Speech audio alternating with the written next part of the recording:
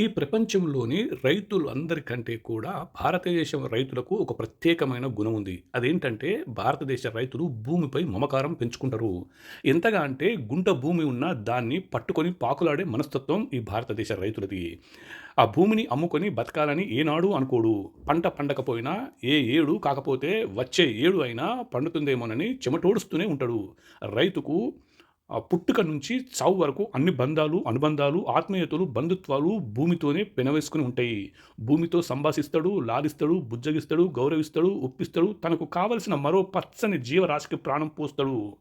అతనే భారతదేశ రైతు. అలాంటి రైతు నుండి భూమిని తీసుకుంటే కాదు వేరు చేయడం అంటే భూసేకరణ నోటిఫికేషన్ కాగితం ఇచ్చినంత ఈజీ కాదు.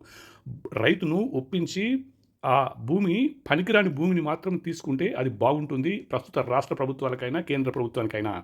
సో ఏది ఏమైనా భారతీయ రైతుకు భూమితో ఉన్న అనుబంధాన్ని అర్థం చేసుకునే ఇంగిత జ్ఞానం ప్రజలకుండాలే, రాజకీయ నాయకులకుండాలే, ప్రభుత్వాలకు కూడా ఉండాల్సిన అవసరం ఉంది.